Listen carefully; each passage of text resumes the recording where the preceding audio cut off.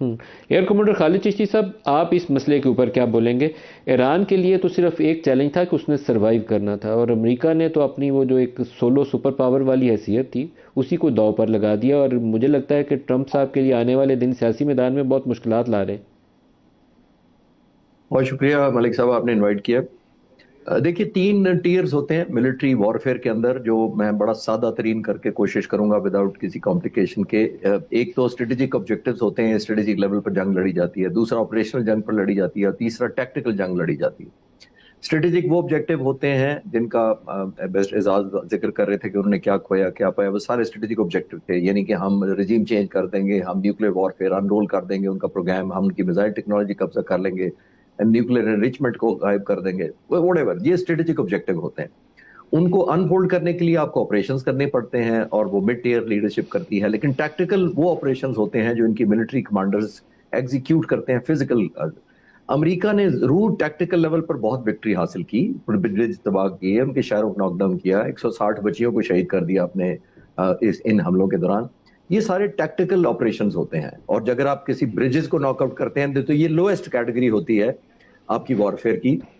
और अगर सिविलियन को करते हैं तो ये उससे भी नीचे होती है, क्योंकि आप मिलिट्री टारगेट्स, आपके पास ये ऑप्शन नहीं रही, आप कर नहीं पाते अपनी सर, ये एट्रिशन तो की वजह से। वॉर क्राइम के जुमरे में आ गया ना, बच्चे भी शहीद किए और सिविलियन ब्रिजेस को तोड़ दिया, ये तो वॉर क्राइम्स हो गए।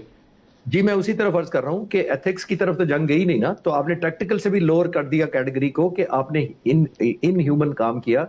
जिनेवा कन्वेंशन कहता है कि आप सिविलियन इंफ्रास्ट्रक्चर को टारगेट नहीं कर सकते, बच्चियों शहीद करना तो दूर की बात है। अब आया अमेरिका का स्ट्रेटेजिक टारगेट, जिसके लिए वो आए थे। मेरा ख्याल है स्ट्रेटेजिक टारगेट बहुत पीछे है उससे, यानी कि उनको कुछ समझ अभी तक नहीं आई कि वो क्या किया। दो तीन डायमेंशन में क्विकली कवर कर देता हूँ। एक, उन्होंने जो ईरान ने न्यू फाउंड डायमेंशन अपनी तीन एरियाज में की है, जिसको एक कहना चाहिए वो एक कॉस्ट जो उसने इंपोज की है। एक, उसने पिन पॉइंट एक्यूरेसी अचीव की है इन स्ट्राइक्स के दौरान, जो मिसाइल उसने भेजे हैं, चाहे हेल्प किसी भी मुल्क की हो रही हो। जो रिपीटेड विजिट्स किए हैं उन्होंने, बहुत एक्यूरेट थे, बहुत डिस्ट्रक्शन की है। नंबर टू, एक न्यू फाउंड वॉर स्ट्रैटेजी का, मैनिपुलेशन का, या एक बार्गेनिंग चिप के तौर पर स्टेट ऑफ हॉर्मुज उनके हाथ में आया। जंग शुरू होने से पहले ईरान सिर्फ 4% दुनिया का तेल कंट्रोल करता था। 1.38 बिलियन बैरल रोजाना चाइना को भेजता था सिर्फ, ये उसका तकरीबन 90% एक्सपोर्ट था।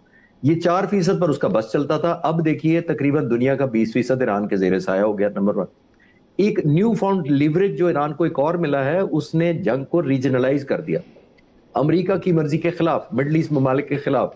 तो ये एक रीजनलाइज करना, एक स्टेट ऑफ हॉर्मोज का मैनिफेस्टेशन, वेरीफाइबल कंट्रोल हासिल कर लेना, और पिन पॉइंट एक्यूरेसी करना, एक तीन ऐसी डायमेंशन है जिससे इसको बहुत लीवरेज मिली है। उसी की वजह से इसकी बार्गेनिंग पोजीशन बेहतर हुई है। उसी की वजह से जो मिस्टर एजाज कह रहे थे कि अमेरिका ने बहुत कुछ लूज किया है, खासतौर पर स्ट्रेटेजिक लेवल पे। आखिरी बात मलिक साहब, मैं कहना चाहूंगा कि दुनिया की कोई कमजोर तरीन एयरफोर्स इस एनवायरनमेंट में जाके, जब आपके पास तकरीबन एयर सुपरियॉरिटी हो, किसी पुल को तबाह कर लेना, किसी ब्रिजेस को नॉकआउट कर देना, कोई मैं उसको बहादुरी भी नहीं गिनता, और ना टैक्टिकली बहुत ज्यादा वो प्रोफेशनलिज्म मैं गिनता हूँ। एथिकल तो आपने पहले ही कह दिया। तो आई थिंक टैक्टिकल लेवल पर अचीवमेंट बिल्कुल ऑल टुगेदर होती है। जब तक टैक्टिकल लेवल की विन आपके स्ट्रेटेजिक को कंट्रीब्यूट ना करे, उसका कोई फायदा नहीं होता। प्राइम मिनिस्टर ने आज कहा क्या इस हवाले से? वीडियो के ऊपर एक स्टेटमेंट है, सुनिए। मैं प्रेसिडेंट ट्रंप का उनका शुक्रिया अदा करना चाहता हूं, जिन्होंने मेरी रिक्वेस्ट पर 2 हफ्ते के लिए ये जो एक पॉज लेके आए हैं। आज पाकिस्तान को अल्लाह ताला ने ये जो इज्जत अता फरमाई है, तारीख में it is the most shining moment. Field marshal Syed Asim Munir कई रातें जागते रहे, और किस तरीके से उन्होंने अमेरिकी लीडरशिप के साथ, ईरानी लीडरशिप के साथ जो उनके राब्ते रहे, मैंने अपने पूरे कैरियर में इस तरह की कोऑर्डिनेशन, इस तरह का रब्त, इस तरह का सेल्फलेस एफर्ट्स मैंने पॉलिटिकल और मिलिट्री हायरार्की में 40 साल के मैंने इस कैरियर में नहीं देखी। फील्ड मार्शल सैयद आसिम मुनीर को भरपूर खराजे अकीदत पेश करूंगा। उन्होंने साबित किया कि वो पाकिस्तान के आला और अरफा मकासद के लिए उन्होंने पॉलिटिकल लीडरशिप के साथ शाना बशाना, कदम के साथ कदम मिलाकर उन्होंने जो दिन रात मेहनत की है। परसों मेरी दावत पर अमेरिकी वफ्द पाकिस्तान आ रहा है, और इसी तरह ईरान का वफ्द पाकिस्तान आ रहा है। खालिद चिश्ती साहब, जो एक अंदेशा अभी भी बहुत सारे लोगों को है वो नेतन्याहू से है। उससे बड़ा साजिशी, इसराइल से बड़ा साजिशी कोई दुनिया में है नहीं है। वो खुद कोई जंग जीतने की पोजीशन में नहीं है, लेकिन वो अमेरिका को अपने साथ में ला के उसके कंधे पे रख के बंदूक चलाता है। अभी भी लेबनान के अंदर उन्होंने कहा कि ये शराइत जंगबंदी वाली तस्लीम नहीं है। ईरान के दरिया के किनारे तक चले गए हुए हैं और वो इलाका कब्जे में उन्होंने लिया हुआ है। इस टॉक्स के प्रोसेस को सबसे ज़्यादा अगर कोई नुकसान पहुंचा सकता है तो उसका नाम भी नेतन्याहू है। उसके लिए हमें पेशबंदी करनी चाहिए, कुछ इंतजामात करने चाहिए, वाशिंगटन को भी इंगेज करके और इस खिते के ममालिक को भी इंगेज करके। खालिद साहब। जी, बिल्कुल ठीक कहा मलिक साहब आपने। नेतन्याहू तो वो शख्स है जिसने हिंदुस्तान के इतने ताल्लुकात खराब कर दिए, कामयाबी से करवा दिए। देखिए, नेतन्याहू ने प्राइम मिनिस्टर मोदी को जंग से एक दिन पहले रजवी बुलाया और ये बयान एक्सचेंज हुए कि आपकी तकलीफ हमारी तकलीफ है। प्राइम मिनिस्टर इंडिया को कहना पड़ गया और उन्होंने अपनी सारी की सारी जो पिछले 78 सालों की तारीख की जो PLO से या फलस्तीन लिबरेशन से या फलस्तीनियन कॉज से जो लॉयल्टी थी उसको दाव पर लगा दिया। ये वही इंडिया है जो मैं जानता हूं कि तो मिसेस इंदिरा गांधी ने वियतनाम जंग में इनकार कर दिया था अमेरिका का साथ देने से कि यह अनैतिक जंग है। फिर अटल बिहारी वाजपेयी साहब ने 2003 में इराक के खिलाफ अपने ट्रुप्स नहीं भेजे थे कि यह अनैतिक जंग है। तो मैं सिर्फ ये बैकग्राउंड बताने की कोशिश कर रहा हूँ कि नेतन्याहू ने अपना ही सिर्फ जिसको कहते हैं सारी दुनिया में इमेज टार्निश नहीं किया बल्कि हिंदुस्तान को भी। अब हिंदुस्तान को सबसे बड़ा सेटबैक यही लगा है कि हिंदुस्तान एक बहुत क्रेडिबल नेगोशिएटर या प्लेटफॉर्म हमारे ऑल्टरनेट के तौर पर हो सकता था, लेकिन अल्लाह ताला ने ये इज्जत हमारी मिलिट्री और पॉलिटिकल लीडरशिप की किस्मत पे लिखी थी। और लेकिन उन्होंने तो इंडियन वाटर्स के अंदर ईरानी जहाज को तबाह करवा दिया जी। उन्होंने उनके सेलर्स को भी बचाने की कोशिश नहीं की। मोदी का रवैया नेतन्याहू वाला ही है। एब्सोल्युटली, वो एक और बड़ा खतरनाक एक उनका जो एक्शन कह लें और नाकाबिले माफी इसलिए है कि जब इस तरह का एयरक्राफ्ट आता है वो आया ही गुडविल पे था, वो आर्म्ड नहीं था, वो कॉम्बेटेंट नहीं पर्पज लेके आया था और उसको सेल ऑफ करवा दिया गया विदाउट अमेरिकन इंश्योरेंस। अगर इंडिया को इंश्योर करना चाहिए था कि अपनी पानियों से अगर उसको सेल कर रहे हैं तो एक उसको सेफ पैसेज लेके देते हैं या फिर उतने दिन अपने हार्बर पर रखते उसको सेफ और फिर जाने देते, क्योंकि वैसे वो गुडविल विजिट करता। तो इंडिया ने इतनी क्लियर कट साइड लेके नेतन्याहू को सपोर्ट किया, लेकिन जब वो डूबे तो जाहिर है वो इंडिया को भी साथ ले गए। तो ये तो एक मिसाल है जो दुनिया को देखनी चाहिए। वो बहुत बड़ा शो स्पॉइलर हो सकते हैं, बिल्कुल आपने ठीक कहा, उनको ये बिल्कुल सूट नहीं करेगा कि दोबारा एक यूनिटी हो जाए। और इसी में मैं देखिए मिडिल ईस्ट के तमाम ममालिक को भी अप्रिशिएट करना चाहूंगा कि उन्होंने पाकिस्तान की मानी और अपनी। सर ये देखिए कि नेतन्याहू वही शख्स है जो दोहा में पीस टॉक्स को जो अमेरिका की इमा के ऊपर ही शुरू हुई थी उनके ऊपर हमला करके उसको खराब करने का सेहरा भी नेतन्याहू के सर पे। अब पीस टॉक्स इस्लामाबाद में हो रही हैं तो हमें वाशिंगटन और सऊदी अरब और दीगर ममालिक से इस पर पहले से इंगेज करना चाहिए कि इस शख्स के ऊपर नजर रखें कि ये कोई ऐसी हरकत ना करे। जी, आप इसको और पीछे चले जाएं, सिर्फ 10 साल पीछे चले जाएं तो 2015 में जो ईरान ने मुआहदा किया था प्रेसिडेंट अमेरिका के साथ ओबामा के हुकूमत में, और ये एग्रीमेंट हुआ था वो जो न्यूक्लियर वाला प्रोग्राम था और एग्रीमेंट हुआ था डी आर्मिंग और सारा इंटरनेशनल एटॉमिक एनर्जी कमीशन की इंस्पेक्शन होगी। 3 साल तक एटॉमिक एनर्जी वाले ईरान विजिट करते रहे, कोई ऑब्जेक्शनेबल चीज नहीं मिली। 2018 में प्रेसिडेंट ट्रंप आए तो उन्होंने रिवोक कर दिया उस मुआहदे को और उस पर यूरोप हैरान हुआ, सेलिब्रेट किया रिवोक करने को और कैंसिल करने को सिर्फ इजराइल, और नेतन्याहू ने कहा कि ये प्रेसिडेंट ट्रंप ने बहुत अच्छा किया। तो ये तो शो स्पॉइलर उस वक्त भी थे 2015 में भी। उस वक्त सबसे नाखुश सिर्फ इजराइल था जब ये मुआहदा हुआ था 2015 में, और सबसे ज्यादा खुश 2018 में जब प्रेसिडेंट ट्रंप ने रिवोक किया था तो फिर ये नेतन्याहू थे। तो उनकी तो हिस्ट्री में बड़ी एपिसोड्स हैं और जिसको वो तारीख लिखेगी जिस नाम से भी याद रखेगी उसके लिए कोई गैस वर्क की जरूरत नहीं है। लेकिन बिल्कुल आपने ठीक कहा कि शो स्पॉइलर नहीं है, शो डिस्ट्रॉयर है, बल्कि वो तो सारे का सारा स्टेज उलट सकता है ताकि किसी तरीके से, चाहे वो फॉल्स फ्लैग हो, जो बहुत बड़ा रिस्क ये भी एक एलिमेंट है कि कोई ऐसा फॉल्स फ्लैग कर दिया जाए। जो आपको याद होगा कि डिगो गार्शिया में जब बमबारी हुई थी, जो तकरीबन 2000 किलोमीटर दूर है, श्रीलंका के साउथ में छोटा सा एक बेस है, तो उसको भी ईरान का नाम दिया गया था ताकि एक डायमेंशन बढ़ाई जा सके अमेरिका के लिए, और ईरान ने कहा था कि हमने नहीं किया।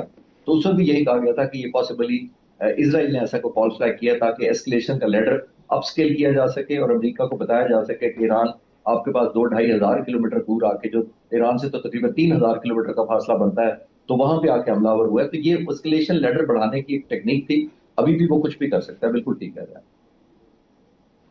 बिलाल साहब, हमें अपने जो मेहमान आएंगे उनको बड़ा गर्मजोशी से वेलकम भी करना है और ये भी इंश्योर करना है कि कोई बैन अवी साजिश भी ना हो।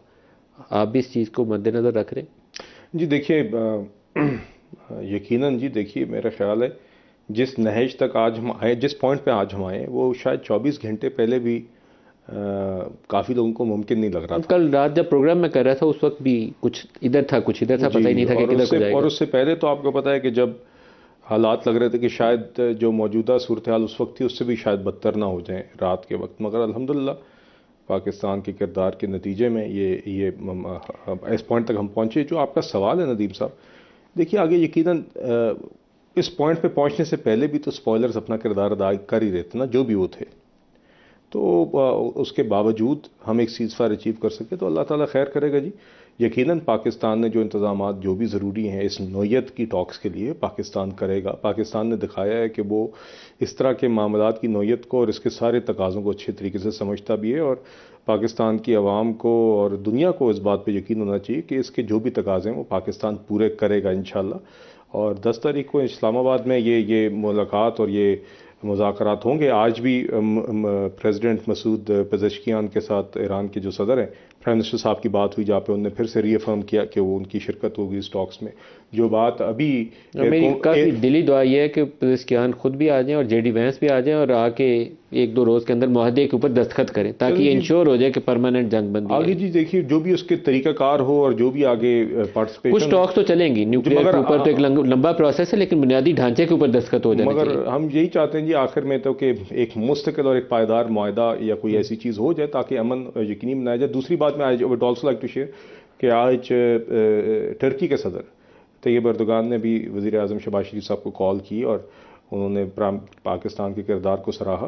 तो जो बात अभी एयर कोमोडोर साहब कर रहे थे, पाकिस्तान की जो डिप्लोमेटिक एंगेजमेंट्स जो रही हैं अराउंड द क्लॉक, सिर्फ ईरान और अमेरिका के साथ नहीं मगर बाकी दोस्त ममालिक के साथ, जिनमें से कुछ का पाकिस्तान, बल्कि अभी भी प्राइम मिनिस्टर साहब ने ट्वीट किया तो उन्होंने चाइना, सऊदी अरब, टर्की, इजिप्ट और कतर का शुक्रिया अदा किया कि जो उनका किरदार है तो पाकिस्तान सबके साथ इंगेज रहेगा। और इंशाल्लाह सर नेक्स्ट स्टेप ये होना चाहिए, जैसे ही एग्रीमेंट पे दस्तखत हो तो इस्लामाबाद डिक्लेरेशन ये तो होगा, एक और डिक्लेरेशन इस्लामाबाद करिएगा, वो सऊदी अरब से MBS को बुलवाइएगा और इधर से ईरान के सुप्रीम लीडर अल्लाह ताला को सेज दे, तो यहाँ पे उनकी भी गुफ्तगू और मुलाकात करवाइएगा ताकि कॉन्फिडेंस बिल्डिंग लेवल उनके दरमियान कुछ हो जाए। जी इंशाल्लाह जी। मेरे ख्याल से पाकिस्तान अपने सारे बरादर ममालिक के साथ अपने ताल्लुकात भी मजबूत से मजबूत तर करने की कोशिश करता रहेगा, जिस तरह मजबूती की है इन सब ताल्लुकात में पाकिस्तान ने एक वक्त में मजबूती की है। और अगर उसके नतीजे में पाकिस्तान के दरमियान बिजली का सबब बन सकती है तो पाकिस्तान इसी तरह यकीनन अपना किरदार अदा करने की कोशिश करेगा। तेल की कीमतें नीचे आ गई, आप तेल लाएं। नदीम साहब आपको पता है जुमे के दिन कीमत का ऐलान होता है जी, तो यकीनन जो कल रात जो सीज़ फायर हुआ है उसका एक असर तेल की कीमतों में आया है। तो अल्लाह ने खैर की जी, जुमे तक जो 5 दिन जिनकी कीमतों का हिस्सा आता है इंटरनेशनल कीमतों का, सोमवार से जुमे तक, वो जुमे तक क्लियर हो जाएंगी इंशाल्लाह। उसके नतीजे में जो भी कमी बन रही होगी यकीनन अवाम पास ऑन करेंगे। खजाना आपके पास है इसलिए अभी बता देंगे कमी करनी है पास ऑन। जो भी कमी बनेगी उन 5 दिनों के नतीजे में इंटरनेशनल प्राइसेस में कमी बन रही होगी तो बिल्कुल हम करेंगे। और उसके अलावा भी आपने देखा है कि जहां पे कमी मुमकिन हुई है हुकूमत ने की है। पहले तीन हफ्ते कीमतें रोकी भी रखी, 129 अरब रुपए जहां पे इजाफा बन रहा था, आखिरी हफ्ते तो 95 रुपए 200 पेट्रोल में और 200 रुपए से ज्यादा डीजल में इजाफा बन रहा था, वो भी हमने रोका। फिर जब नागुज़ीर हो गया तो तब भी हमने फिर पेट्रोल में लेवी 80 रुपए कम की। तो इंशाल्लाह जो कमी बनेगी इंटरनेशनल प्राइसेस के नतीजे में, चूंकि सोमवार, मंगल और बुध का दिन गुजर गए, जुमेरात और जुमे की भी कीमतें जब आ जाएंगी उसके नतीजे में जो इंटरनेशनल प्राइसेस से इंशाल्लाह अगर ओवरऑल दोनों पेट्रोल और डीजल में कीमतों में कमी बन रही हो तो इंशाल्लाह हुकूमत जरूर पास। सरकारी गाड़ियां ही बंद रखिएगा, ये ना जुमे को सरकारी गाड़ियां फिर निकाल लेंगे। नहीं, देखिए वो ऑस्टेरिटी तो हमें सिर्फ मामला एक तो कीमतों का है ताकि हमारे किसान भाई, हमारे सारे शहरी जो हैं वो उनके लिए उनका जो कीमतों का असर है, मगर उसके अलावा इसका हमारे इंपोर्ट बिल पे भी एक असर है, ज़र मुबादला के ज़खायर पे। तो हमें इन सारे पहलुओं को देखना है और इंशाल्लाह हमें यकीन है कि पूरी कौम ताउन करेगी। जो नहीं, आप अपनी सरकारी गाड़ियां बंद नहीं जी, वो तो जी देखिए ऑस्टेरिटी मेजर्स हैं। आपने देखा कि काबीना की तनख्वाहें भी 60% गाड़ियां भी बंद कर दी, उनका बकिया का फ्यूल अलाउंस भी अदा कर दिया। तो यकीनन हुकूमत ने एक मिसाल कायम करनी है और वज़ीर आज़म साहब वो इंश्योर करवा रहे हैं कि वो मिसाल कायम हो।